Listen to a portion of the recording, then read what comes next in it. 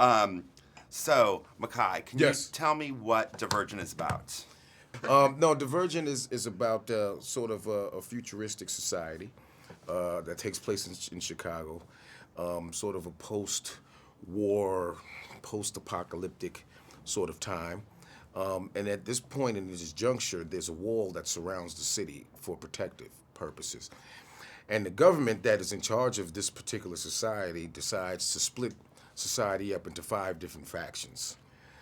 These five different factions, depending on your personality, is what you would be for the rest of your life. And you're born into one particular faction, then by the time you turn 16, you get to make a choice. And that choice that you make is with you for the rest of your life. Now, if you don't live up to that choice, then you become divergent, and you become, become factionless rather, and you're just basically out on the streets, on the outskirts of society.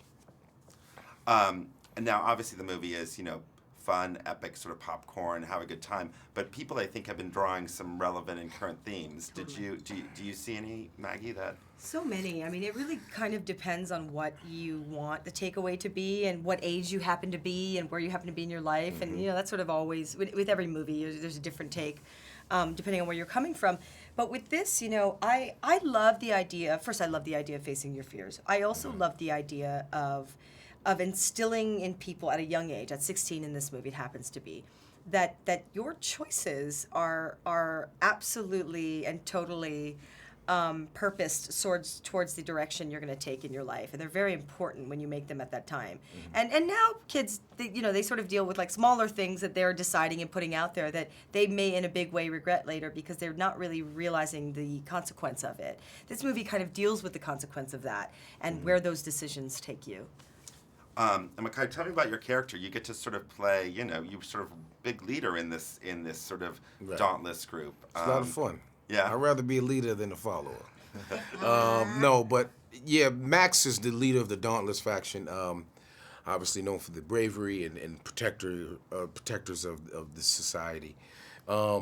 Max is mysterious right now, to be quite honest. We don't know fully what his motivation is. We know there's something going on. We know that he's kind of in cahoots with Kate Winslet's character, and there's something that he's doing, and you know that it's not necessarily good for somebody. But we haven't fully delved into who he is yet. I think we have to wait until our second installment, Insurgent, to really sort of flush out who he is a lot more. And Maggie, tell me about your character, because she gets to kind of play in both worlds. Totally. I feel like.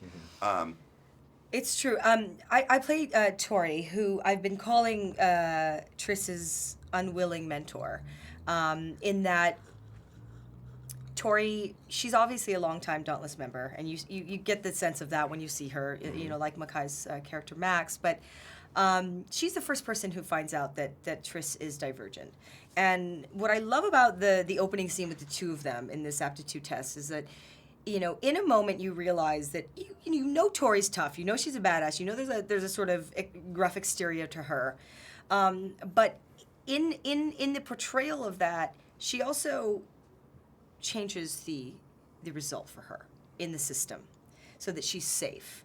And there's no reason for her to care about this girl in that way. So why does she make that decision off the top? We realize later that obviously she has a very personal connection to what Divergent means, the danger of Divergent, and how it's greatly affected her and hurt her in her life.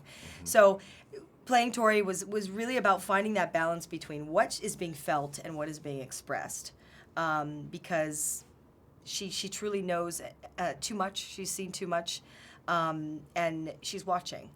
Yeah, there's a point I feel where she can't help herself. Absolutely. She's trying to be the tough girl and not help, and yet this part of her is like, I don't want to help you, but I have to help you.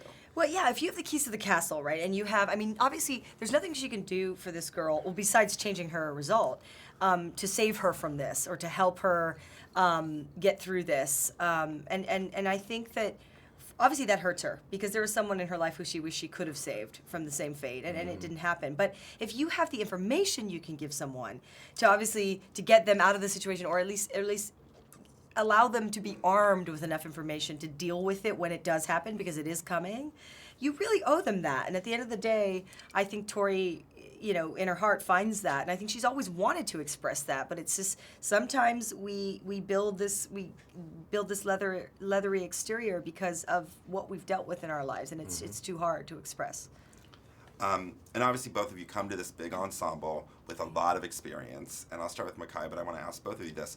What was it like sort of seeing and being and working with Shailene, who sort of is a younger actress who's been working a long time, but all of a sudden when you're number one on the call sheet of a big movie, Sure. it's a lot of responsibility on your shoulders. This tone you set on the set to everything else. Can you give me some thoughts on working with Shailene?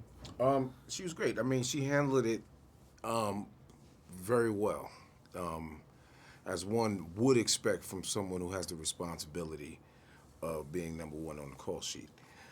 Now, a lot of people that I know that are number one on the call sheet don't behave in that fashion, which causes turmoil, as we know. Well, I don't want to say it, but doo-doo runs downhill, and there's like a trickle-down theory. So, in a sense, having that responsibility and setting the tone really it plays a big part in everything else. Now, the good thing about this cast, and it was a great camaraderie. Everybody hung out, everybody laughed and joked, but was very professional at the same time. And I think when you have that kind of environment, it really brings the best out of everyone because you can actually trust the person in the scene that you're with.